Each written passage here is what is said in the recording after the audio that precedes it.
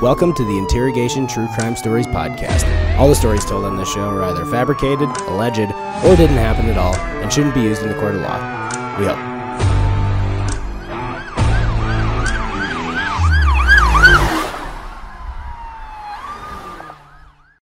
All right, welcome to the Interrogation True Crime Stories podcast. I'm your host, Corey David, and today we have a special guest with us all the way from New York, Anthony Devito, everybody. Hey, thanks, man. Yeah, so Denver's been good to you so far? Yeah, I always love Denver. Like, I don't know. It's just, I don't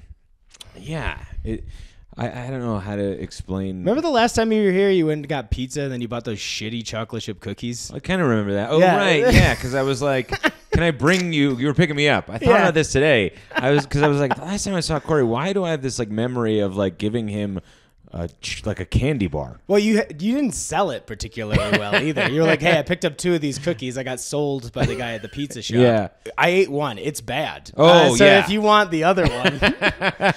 Yeah. But then I'm always willing to take a bite. Yeah, of course. Yeah. I mean, I'm always like, if someone says something is bad, I'm in there. Of course. You know? I love a terrible smell. Like, anytime anyone's just like, don't go in there, it's horrible smelling. I'm like, I need to find out. I need to know what the evil looks like in the world. Yeah, so kind that of. I can Yeah, know what a little good bit. looks like. Yeah. Yeah. No, I do remember that. It was like one of those where like the cookie looks so good. Well, but a you were chocolate chip like, cookie always looks great. Sure, but sometimes you can tell sometimes where you're like, all right, this is flat. These look like there's not like a richness in the brown to the chip. You know what I mean? Like Yeah. there's like there's a staleness in the brown, and like you're just like, I already know the bite before I get into this, and it's gonna be dog shit. Yeah. But these were like chunky. They were bit. Like I was like, this can't possibly go wrong. And then one bite in, I was like, man, it's good for them. Mistakes have been made. Made a cookie look this good that actually tasted that bad. Yeah. Yeah, mistakes were made. Yeah, and then the next time you're drunk and you're there, you'd probably be like, "Ooh, cookie." Yes. Yeah. Yeah. Just like conveniently forget every time. Yeah. That's all right. Actually, so you basically come to Denver like once a year at least now, right? Yeah, it seems like I think that'll be like the plan. I mean, it's so relaxing here. Yeah, when are you going to move? I don't know, man. But the more time I spend here, the more I'm like, should I just move to Denver and just say fuck it? Yeah. It is. Well, it sounds like things are going well for you in New York right now too, though. Yeah. I mean, and you've been on the road a lot. Yeah, I've been on the road a bunch, and then like stand-up's good, just like building, the new hour after like the last thing came out, and so that's been fun, and coupled with the one-man show, like everything is great. Mm-hmm. And then I come here, and I'm just like, just quality of life is just like unbelievable. Yeah, you can start snowboarding, mountain biking. Do you smoke weed at all? Yeah. You do? Yeah. Okay, yeah, that's a pretty good spot. Yeah. What's the weed scene like in New York these days? They don't have dispensaries in the city yet, do they? No, well, it's interesting right now in New York. It's like the Green Rush, where it's just they're everywhere. Like you can buy weed anywhere in New York now. Uh-huh. It's not. There's only like I think like 2 legal dispensaries in the city. Okay. And I think the rest of them they're just selling weed, and the cops. It's just too new that no one's like crack. So a day of reckoning is coming because like you can buy weed anywhere in New York, and it's like advertised everywhere. So it's weird. I mean, that's the thing. Like Denver, it makes sense to be high because like there's the mountains, and like it's very like it's very calming. Yeah. New York is so stressful. Like, But isn't that why people smoke a lot of times? Is to relax, I mean, yes, put you at ease. Yeah, but like what I'm saying is that like I can't imagine finding a sliver of at ease in New York. No. It's just so hectic. That place like, stresses me the fuck out. yeah. I mean, I get it. It's like the comedy mecca, and it's where you course. want to be and all that stuff. But oh god, all those things are great, but the worst acid trip I ever had in my entire life was in New York City. Because I was tripping so hard, like harder than I'd ever tripped in my entire life, and I needed space. I needed something. Yeah. I needed to be able to breathe. Yes. And I also needed to be like, needed to be able to go someplace and just be like, okay, there's a park. yeah, Over here, Yeah. or even if I just step outside, there's some stars or something. yeah, man. I was just confined to, and I couldn't even like. It was at that point. It was one of those points where I couldn't even use my phone. Right. You know, I was Oh, like yeah. that messed up, Yes, and I'm just yeah, like, I need a yeah, babysitter. Yeah. And Oh, like, yeah. wherever I'm staying tonight, somebody just take me there right now. Yeah, I remember being. We went. This was like years ago. One of my friends was like going through cancer, so he was like he had these like big like weed like chemo brownies that he was like eating, and like we were gonna go see Planet of the Apes, and like he he was like, you know, this what you need to eliminate the pain of chemo is very different from like, hey, let's make this movie more fun. So like, took a full one, and then like by the trailer, I was like, I'm in trouble. Oh no! Oh yeah, the guy, whoever the stranger was next to me, I tried to grab their hand, and like they were like, what? And I was like, I'm sorry, like I just needed comfort anywhere, and I was freaking out. Somebody give me a hug. Yeah. So then like another friend of ours who is now sober had to come to like sit next to me. He like and basically be like, you're just. I remember the point where I was gone, he just was like, hey, you're just a man on drugs. Mm-hmm. And I went, what's a man on drugs? And he was like, we should probably leave the theater. And then, like, they had to take me to the river to, like, calm me down. But I remember that's the thing, like, you're saying, like, about Take you New into York. the river? No, just to the river. Oh, okay. Just so I could look at, like, a body of water and just be calm. And then there was this like there was just some old ship. No, like it was an abandoned ship that just went by, and you're like, oh, there's no tranquility that you're ever gonna find in New York. And then I was just like so nervous about whatever this ship was. Mm-hmm. And then like the cops came, and I was like, are they here for me? Yeah, of course. Of course, you're gonna assume that. How could you not? They're like, well, obviously they just put out a police blotter. High man looks at deserted ship on the river. Yeah, we gotta put him in a holding cell. Somebody make sure you bring your gun. Yeah. So man, yeah. So that's what I mean. I can't understand. Like, I can't imagine being like. I mean, maybe just smoking weed is like fine, but like being like on an edible like in New York City. Well, also I had somebody on the show before that used to sell weed in Denver before it was legalized. Yeah. And at that turning point, you could literally just put a sign in your window that said "Buy weed here." There was no regulation on it whatsoever. Yeah. Yeah. Somebody candidly was just like, yeah, I can't even support my family anymore now that everything's been legalized. You guys are ruining this for me. I was going to say, I mean, the identity of Denver for a long time has been weed. Yes. And now that everywhere it's legal, is a part of Denver like, oh, like a little bit of us is like we don't feel special as we once did. Here's the deal with this city. It's fun. I like it, but it is mundane in a lot of ways where it doesn't have an identity a lot of times. Like the food scene here, you can't really pinpoint any one thing. Sure. Like that's Denver food. Yeah. You know, that's a Denver thing. And when it comes to art too, I don't even know if there's like we're in a particularly different circumstance because of comedy. You know, you can sometimes tell like, oh, you could probably kind of get a guess this guy's from Denver or whatever. But music wise, like whatever, it's all like unidentifiable for the most part. So I think weed probably will kind of fall into that camp. Right. That sucks. Yeah. I don't know. I do think Denver has an identity in terms of like, I think if you're here, obviously like you don't see it, but like, I mean, it's, I don't know, like snowboard, whatever the hang 10 culture. I don't know. Kind of. Yeah. Like a little bit, like it exists. Like every service worker is so excited to be doing their job. Mm-hmm. And like, I don't know if it's just places that I've happened to be, but like anywhere that I've been that like, if they're serving food or coffee, they're so excited to get you whatever that thing is. That's where the weed plays in. Maybe it is. Yeah, I think yeah. So like there is like a jolliness to Denver folk where like the rest of the country sees as like, I hate this shit job. Mm-hmm. I hate that I'm here. And like Denver is like, oh, right on, man. Like, what do you want? Like, yeah, right. They're like so excited. Like, you know, so that there's something that is there. Something nice. Yeah. My theory is that everybody moves here to like live their best life. You know, whatever version of that you wanted it to be, whether it's like hiking or snowboarding, weed, beer, like whatever. Yeah. It's all a bunch of like Des Moines nines that moved to Denver and they just came here to like live their dream. You're right. It is like the hottest of the Midwest all come to Denver to just be around each other. Yeah.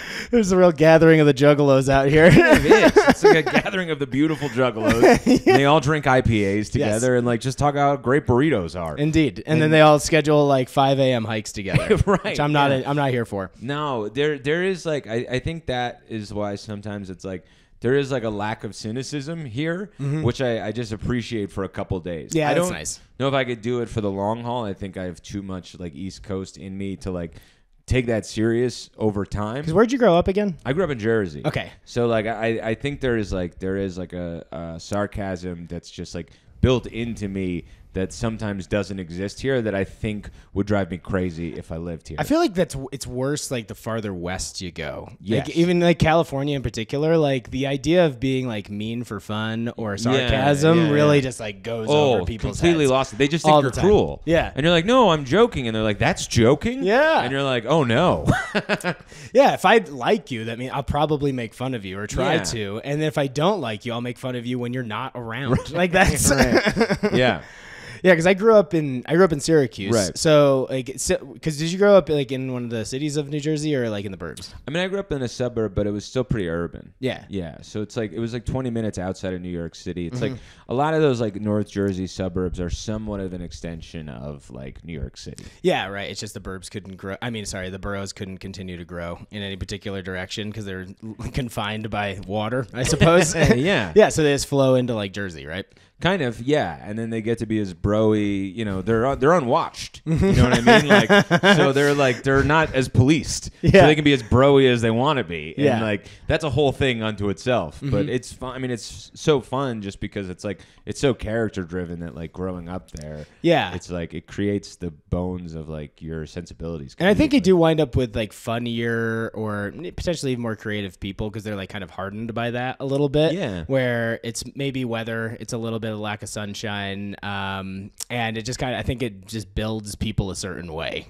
Oh, totally. It builds. Checks out. Well, yeah. I mean, it's like you're close enough to like cosmopolitan, like New York, so you have like you're very close to like, you know, very progressive ideas of the now. Yeah. And then like, but then you're in like a blue collar place. So you have this like reverence for both. And like, that's usually what makes a great comic is like someone who can understand like where everybody is coming from, but then also can see it as like dumb, but like a, you know, not belittle it. But I get it. Yeah. That's like I've been doing this thing recently where I've been kind of using my dad as an example of a lot of things. And this isn't even really him. I just kind of blow it up a little bit more to kind of build this character that's like, this is like a type of person that exists in the burbs or exists in rural America. Right. I'm just using my dad as a character example for this thing. So even though he might feel a certain way about like certain politics or whatever, I'm embellishing it a touch just to kind of exemplify that like this person exists and it doesn't mean they're a bad person. Totally. It's just that like they don't get it. They just don't, like that's okay. Yeah. Like that. Yeah. No, I remember doing a show and it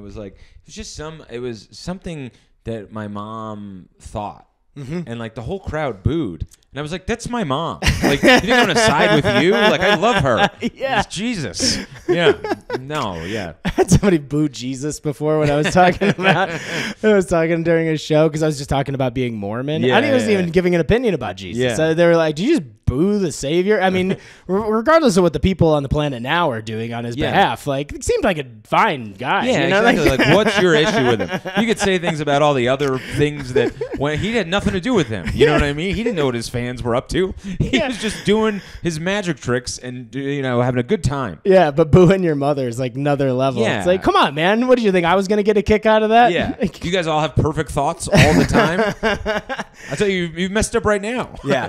And that's another thing I've been having fun with, too, is kind of like not doing like a Nate Bargatze style thing, but somebody had just brought it to my attention that his act is similar in a way where it's like, I just act like I'm dumb. Like, I don't get it. Yeah. You know, and that's the reason that it's funny. Corey, you don't have to act. I don't. Man. That's why I know it's taken me a while to get here, but I just realized if I was just being myself the whole time. Yeah, it's so funny. Yeah, I say that too in my set where I'm like, and I'm a dumb guy. And it's been implied by everything so far. You don't actually have to spell it out, man. We're quite aware. Yeah, I was like, I'm an idiot. I had no idea. Yeah, that's yeah. But it's such a more fun like world to live in. You know, like admitting that, then you're like, okay, this sets up everything now that's going. You now know the person, you know where I'm coming from. So like this sets up everything else that I'm not trying to prove I'm smarter than you. Yes. If anything, I'm asking for help. Totally. Like, if I stumble upon intelligence, it's so accidental. Yeah. And now I don't know what to do because you're like, oh no, do you think I'm smart now? Jesus, am I going to disappoint you? You know, like I just happen to say one smart thing out of the 1,000 things I said. Don't latch onto that one. No, take the rest of it as the data set. Yeah. And let's base your opinion on me based on all the dumb shit that I've said, please. But yeah, man, going back to like that thing you were saying about booing Jesus, even the firecracker show that I did last night. Yeah. Like I don't know, I was just I was just stalling to get to wherever I needed to get to in a bit, and I was like, it feels like the end of America, whatever. And this like girl at the front row just goes, hopefully.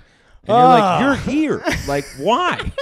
Why? Like I understand, man. Obviously, I'm about to bring up some flaws that exist within our country, but like, we're having fun at a comedy show. You just want all this to go away. Yeah, you just want it to vanish, huh? Yeah, so weird. Yeah, it's hard, and it goes back a little bit to that like understanding both sides thing, where it's like you realize that there's rational ways that we can kind of come to a conclusion that both sides can contribute to without burning the whole thing to the ground. Right. I do think certain like how our healthcare system's fucked with. I think certain things should just kind of start from scratch and little ways. But like the people that like you haven't even really thought about this. No, you're just clinging on to whatever social points that you can get. So people are like, yes, queen. Yep. Yes. Yeah. And then like I kind of said that to her, and she was just like, I'm just being honest. And you're like, that you're actually not. Yeah. If this was honest, like then you would be like, no, don't take my home. Right. Like, it's like that is such a privileged position for you to take that stance. Agreed. Yeah, absolutely. I mean, even just like that's one of the reasons why I think traveling is so important is because you do really see how other people live, and that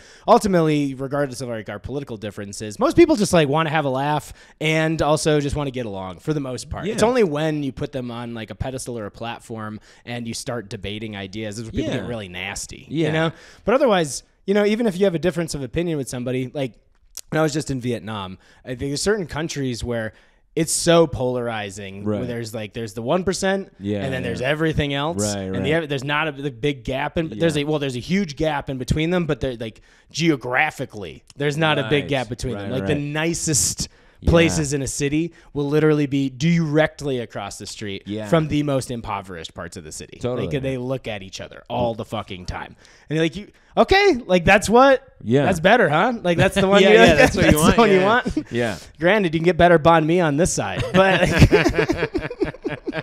yeah, man. I don't get it. But all right, before we get into your story, let's just man. talk about some dumb crimes that I found on the internet this week. So I'll read the headline, give me your first impression of it, and we'll go from there. Cool. Sound good? Michigan man charged with assault for allegedly hitting clerk on head with a frozen fish. Yeah. Where does it say like the restaurant or whatever? No, it's a grocery store. Oh, it's a grocery store. Great. So in Michigan, so this does seem like a pretty typical Michigan, like a Youper kind of.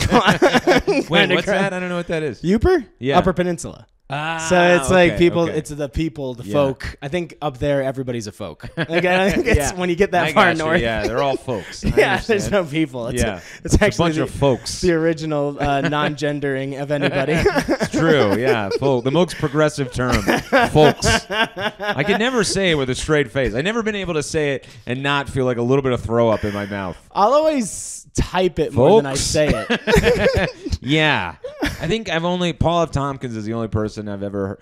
He has a tinge of sarcasm in the way he says folks that I'm like, I could do that. But to earnestly say folks, I could never in my life. Probably not. But that's how you know what kind of person you're dealing with. Yeah. If they drop a hard folks. Oh, hard folks. Sure, I got you, man. So this was in a Michigan grocery store. The guy was assaulted with a 4-pound frozen fish during a dispute. What was the dispute? That's the thing. Became angry and you argued won't hit me with that fish. Mm-hmm. You're damn right I will. So after the fish counter clerk informed the man that the counter had closed at 7 p.m. due to the Ramadan holiday. Oh. So good for Michigan. Acknowledging Ramadan. Okay, so Michigan is acknowledging Ramadan. This guy's upset that he can't get a fish? Yeah. So then, well, where does he get the fish from? He must have gone behind the counter. Hilarious. That's great. I love that. I love that. Yeah. Man, what a funny, cool thing to do. He can see the weapons right in front of him. He actually has a display case, like katana swords. Sure, yeah. Just gets one of the fish with like a spiny back. That's true, yeah. Some of those fish, those scales are sharp. Yeah, and then the next thing you know, he grabs a lobster and just starts takes the rubber bands off the claw. Man, that sucks. More than anything, I just feel for the people that, because like I mean, obviously, if they were in Denver, they'd be so excited to be working as a fishmonger or whatever. Yeah. But like, otherwise, it's like that's a shit gig. Sure. You know what I mean? Just smelling fish, cutting fish all day long, and then to get hit by one of them. You're just like, gee, how the fuck can this get any worse? As if minimum wage isn't bad enough, you're hitting me with the thing that I hate. Yeah, and I've also been I put a lot of work into that fish. Yeah. Yeah, I was gonna. Even if you don't like your job, Right. like somebody just spent some time making Of sure course, this thing was ready. proud for of that purchase. fish. Yeah, and also I can't imagine like in a that Seattle market where they toss the fish like across. Okay, totally anticipate. Hey, guy, getting hit in the face with a fish. Sure, it's gonna happen. Part of the gig. Yeah. And also, what is this so dependent on like the aisle that you work in? Like I got hit in the head with a box of Rice Krispies. Yeah, that's true. Yeah, I mean, I guess. Yeah. Oof, man.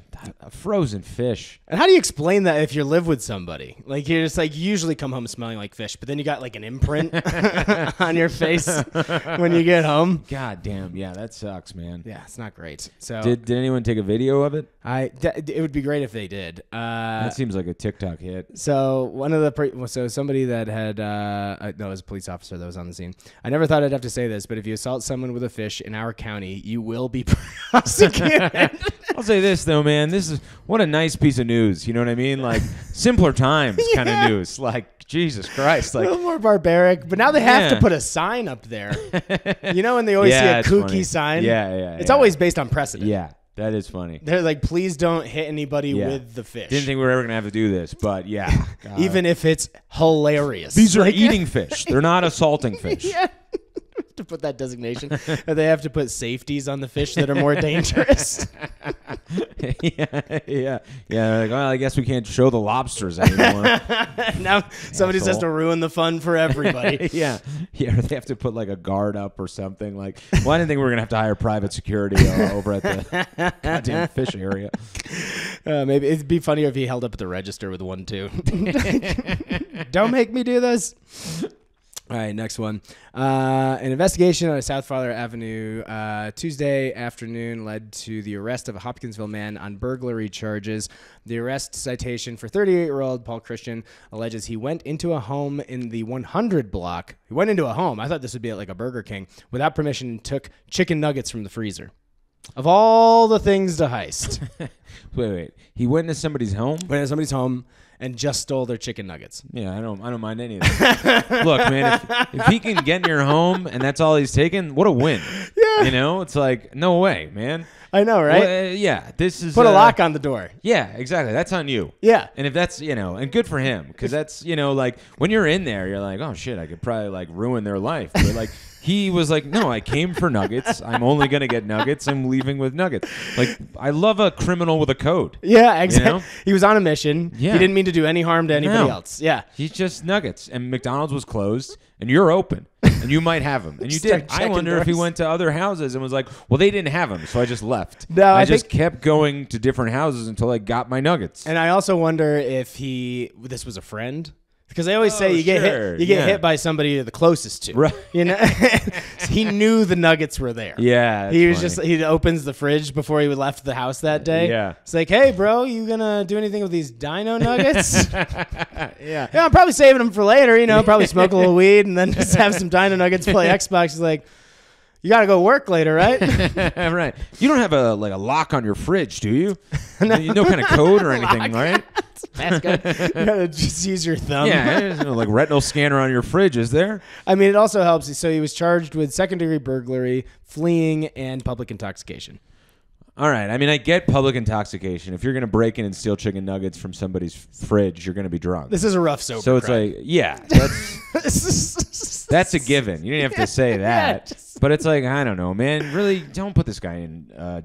Don't put him in jail. No, I hope Please. not. At least just put him to work at McDonald's. Yeah, This guy has a passion for man. nuggets. He just wants nuggets, for Christ's sake. That's more of an indictment of the country and the state of the economy. And I think this man... This country is going to hell. Yeah.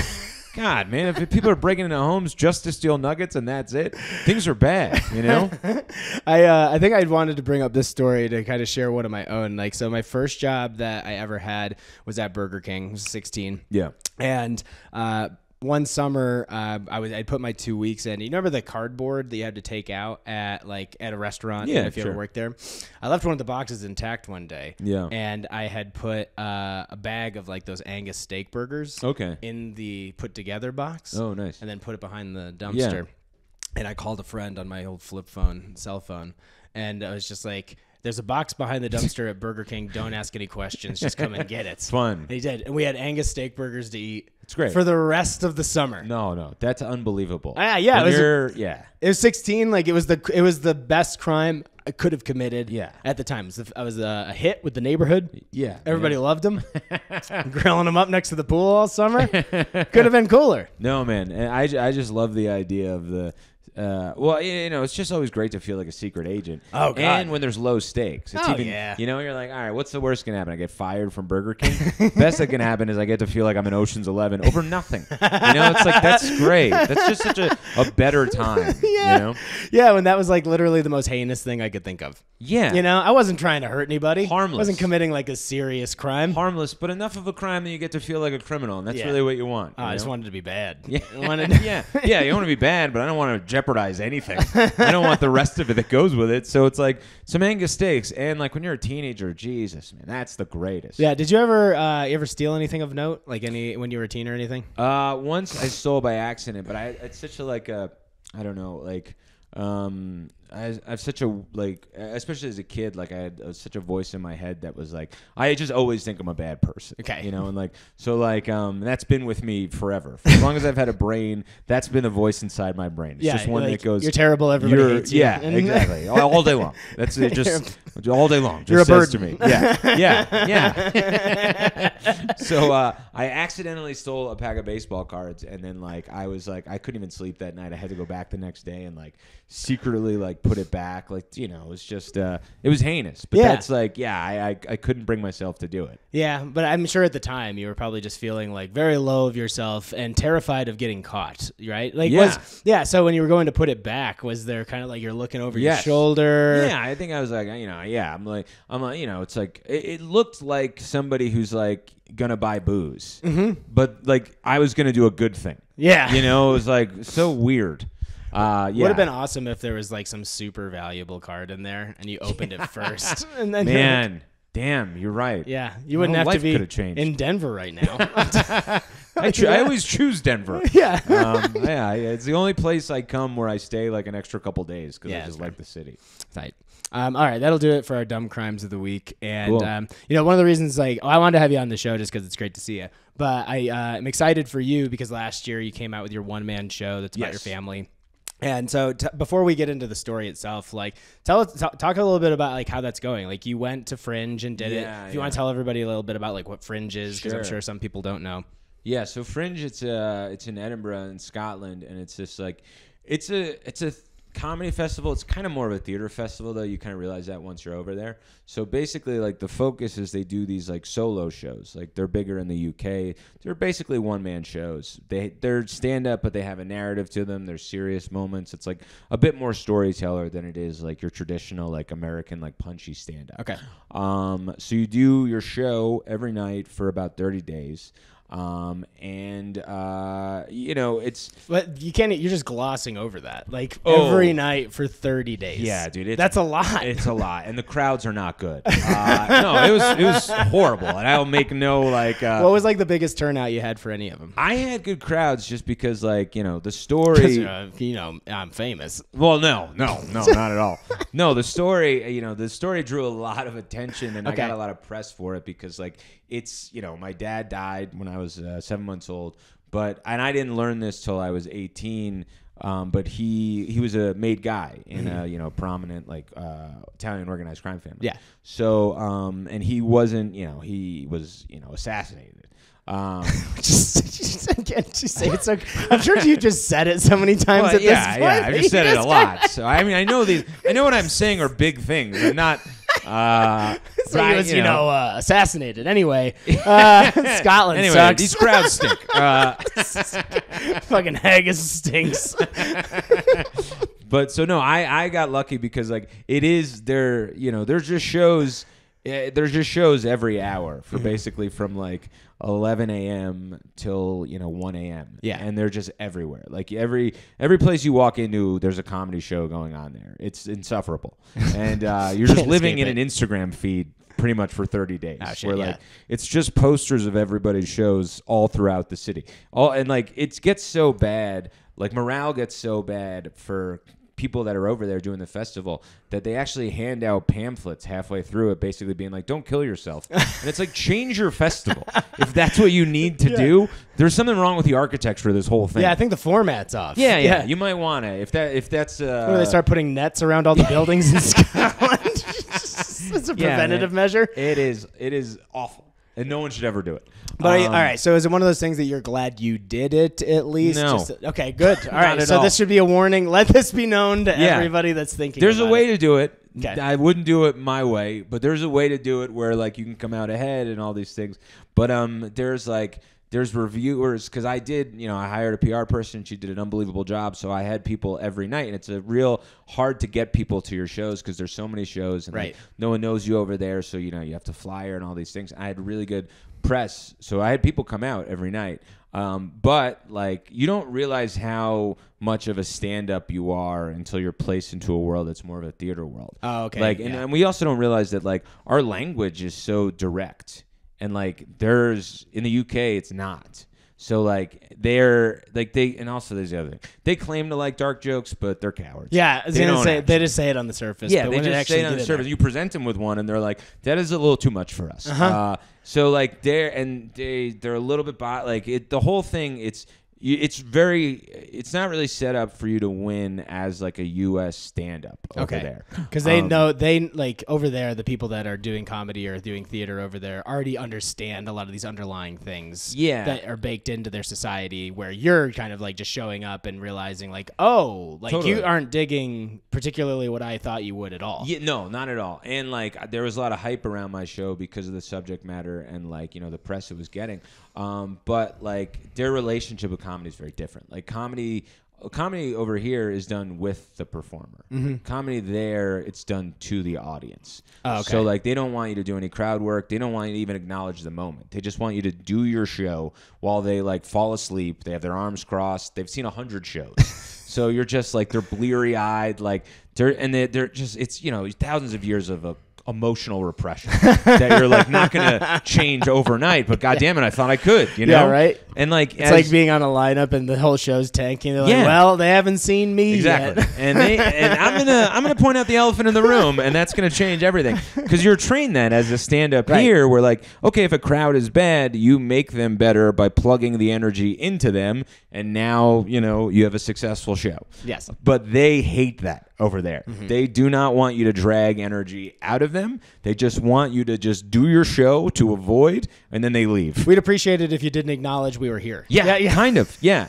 So like it is that's the only thing that like the 30 days to me wasn't so daunting, but the crowds are difficult. Okay. So that, and not for everybody, but for me, they proved to be. So like that's why it was like arduous in that regard. But anyway, so my dad, yes, he was like made dude, career criminal, and I didn't find this out till I was 18.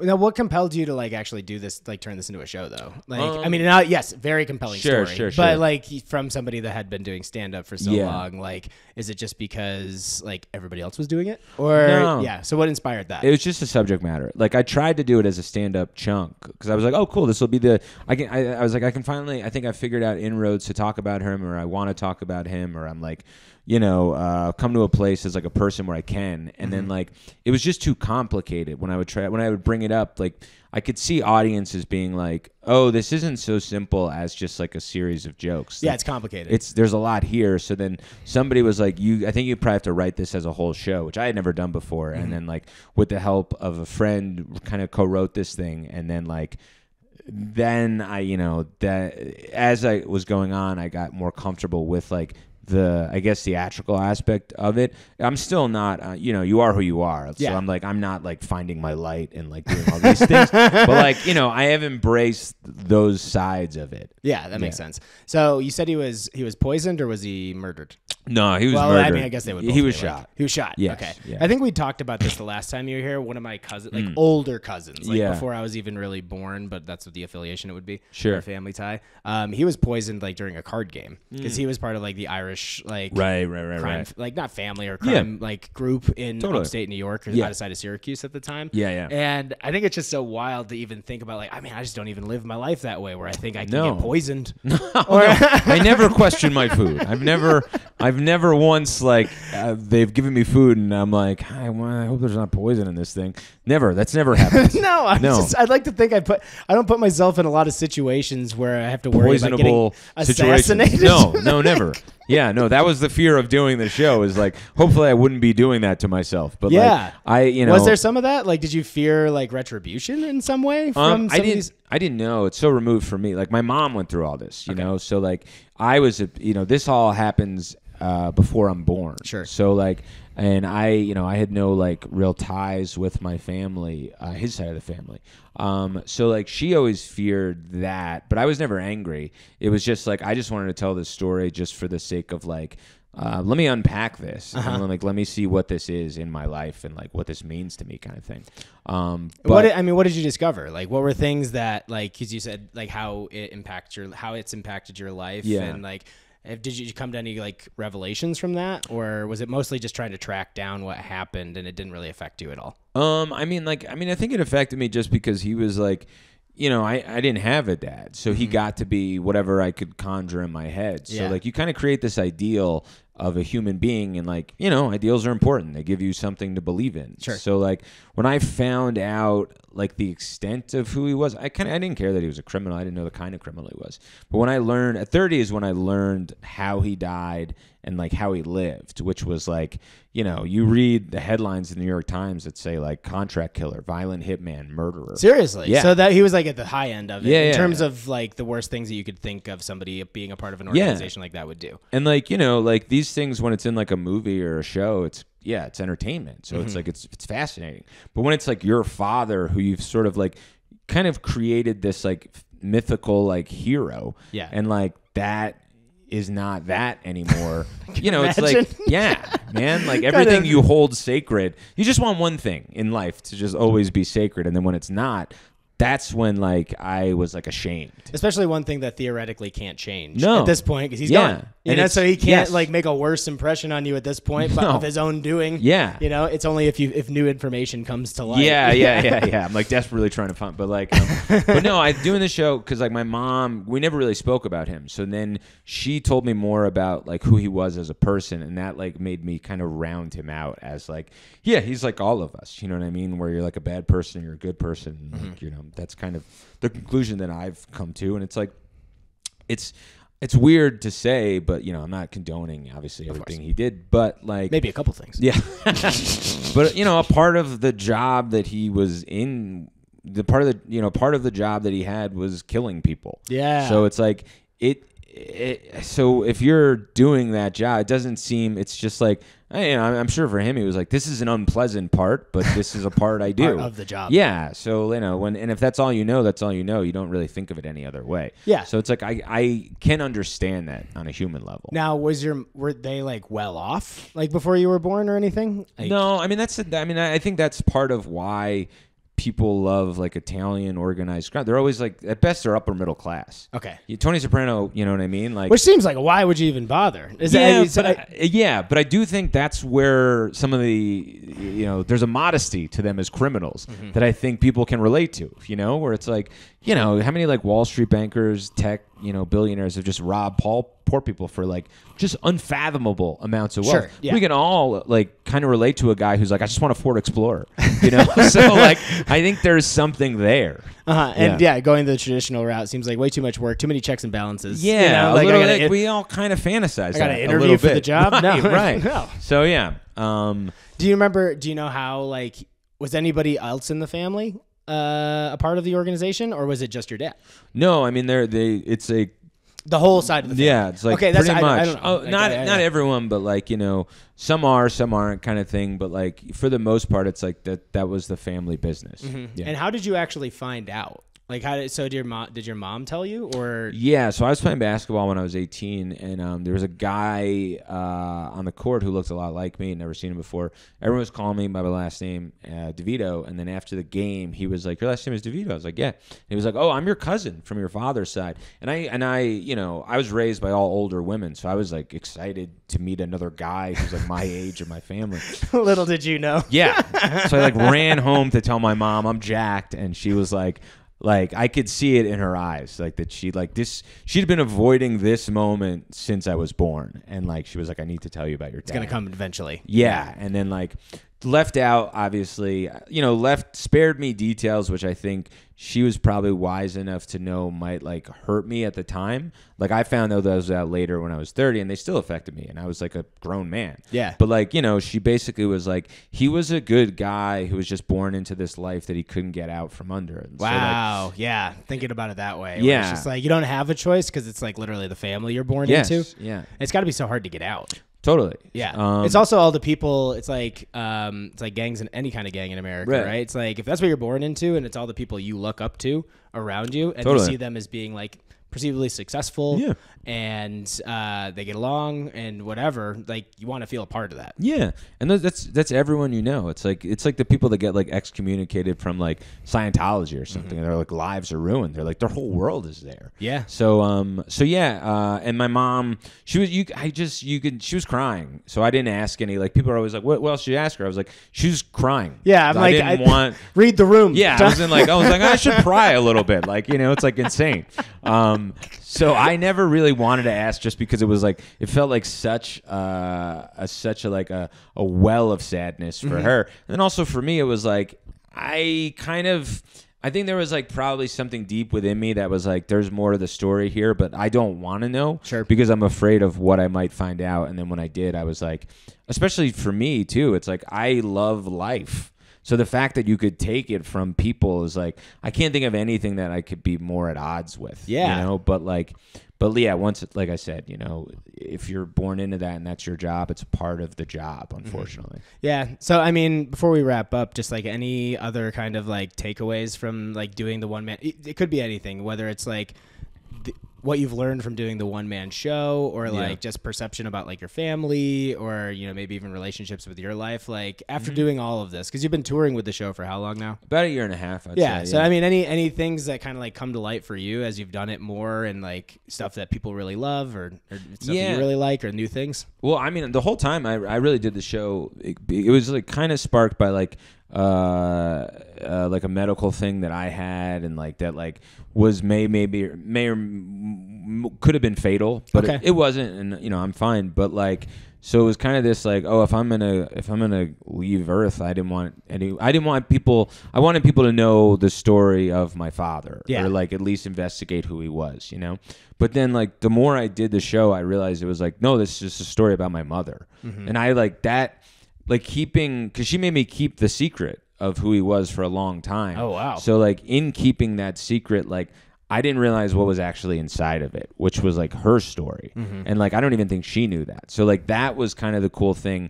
Like starting the show, I was like, oh, this is a show about my dad. And then doing the show, I was like, oh no, this show is about my mom. Yeah, she's the one that went through all of it. She went through it. And is still here. Yeah, and she kind of saved my life, where it was like they wanted to be more involved in my life, and she was so worried that, you know, something would happen to me like happened to him. So she like pretty much protected me, allowed me to live on with this like childlike fantasy while not telling me the truth, because she knew the truth might ruin me. So it was like it became like this kind of love letter to her, which was cool. Has she seen the show? She hasn't seen it. I mean, she's 77. I don't know, just No, I'm not like no. She's just past her bedtime all the time. But I've sent the hang up. Yeah, kind of. But like I've sent her the show, and she loves it, which is like, you know, that's like worth everything. Yeah, and like, because it's so the subject matter, there is like actual stakes to it, and like they sent a person to see the show just to check it out and like see what it was. Really? So it's like very real. Okay.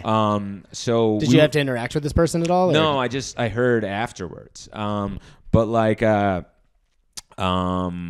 so we had to be super careful to not draw unwanted attention to anyone, and not like, you know, I don't know, put myself in any danger. So like everything's run by her. Like she's in the Google Doc. Like she knows that. Like she's aware of every single line. And like some, she's like, you can't say it that way. You got to say it this way. You can't put that in there. That'll allude too much to whatever. Because shit, that's helpful. That's really helpful. Yeah, and especially it's like, thank God we did our due diligence with that because they literally came to see it.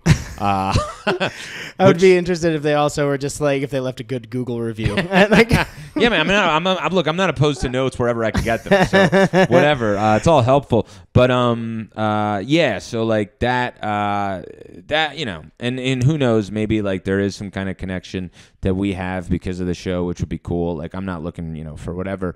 But so yeah, no, it's been a positive experience. I think that's amazing, man. It's awesome that it became this thing about you and your mom, who's the important person in your life now. Yeah, so, dope.